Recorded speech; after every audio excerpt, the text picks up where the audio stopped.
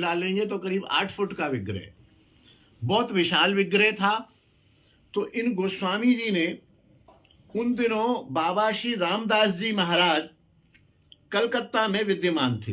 बाबा श्री रामदास जी ये विराजे हुए हैं, ये इधर पिताजी के बगल में ये बाबा श्री रामदास जी, इन्होंने बड़ा प्रचार किया। इनके बताते हैं कि 7 लाख शिष्य थे और ये इनको नाम अवतार कहा जाता है, श्री हरिनाम का अवतार। ऐसी इनकी स्थिति थी कि अगर किसी ने जैसी राधे बोल दिया तो 3 दिन को बेहोश, ऐसे दिव्य पुरुष थे। इनका बड़ा प्रचार था और बंगाल में इनके सैकड़ों लाखों की संख्या में शिष्य थे। ये नाम प्रचार कर रहे थे। गोस्वामी जी ने उनसे संपर्क किया। गोस्वामी जी ने कि बाबा देखो, ऐसे ऐसे आप इतनी सेवा कर रहे हो महाप्रभु जी की, ऐसे ऐसे ये विग्रह है और इसको आपके शिष्य भी हैं, संपत्ति भी है, योग्य भी हैं, पैसे वाले भी शिष्य हैं। इस श्री विग्रह को कुछ दिन तो आप यहाँ विराजमान करो और फिर इन श्री विग्रह को आप वृंदावन पहुंचाओ।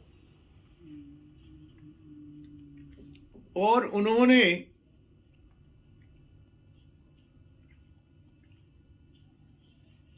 उन्होंने सहर्ष श्री विग्रह को वृंदावन ले चलने में सहयोग किया। पूरी एक रेल बोगी रिजर्व कराई, पूरी एक रेल बोगी। श्री महाप्रभु जी बाबा श्री रामदास जी की मंडली का संकीर्तन गान सुनते सुनते हाथरस में आए। हाथरस गाड़ी आती है, कलकत्ता की बहुत सी गाड़ियां अब भी हाथरस आती हैं, मथुरा नहीं आती हैं। तो हाथरस आए और पहले हाथरस आए, उस समय पंजाब मेल हाथरस होकर आती थी। वहां से फिर वृंदावन में श्री महाप्रभु पधारे। कहीं कहीं मुझे ऐसा भी स्मरण आता है कि बाबा रामदास अपनी कीर्तन मंडली के साथ पैदल वहां से चले, बंगाल से पैदल, क्योंकि उनके शिष्य थे।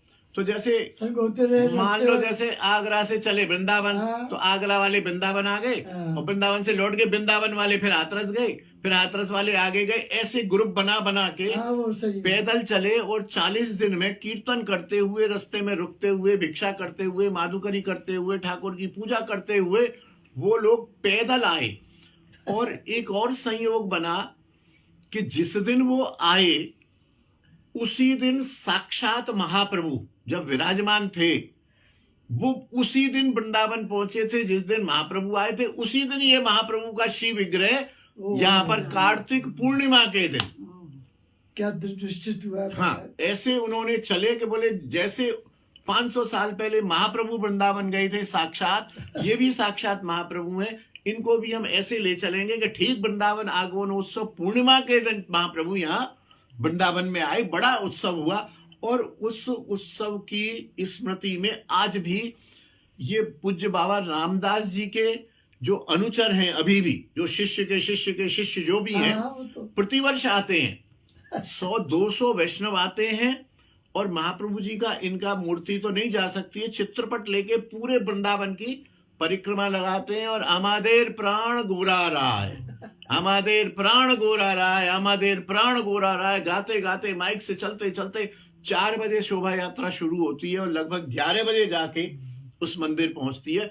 उसका प्रतिवर्ष वार्षिक उत्सव भी राम पूज्य रामदास बाबा के परिकर के वैष्णव बड़ी श्रद्धा से आते हैं।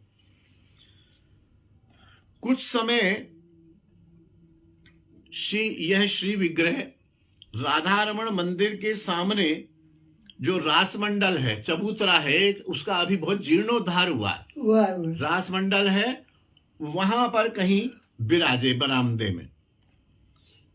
वहां से फिर एक निकटवर्ती कन्या पाठशाला, पंजाबी स्कूल था, हमने देखा है। उस पाठशाला में रहे काफी दिन तक, महाप्रभु जी की वहां सेवा होती रही। तदनंतर श्री बाबा रामदास जी एवं इनके शिष्य थे बाबा श्री गौरांग दास जी। गौरांग दास जी के शिष्य हैं हमारे पूज्य बाबा श्री चंद्रशेखर दास जी।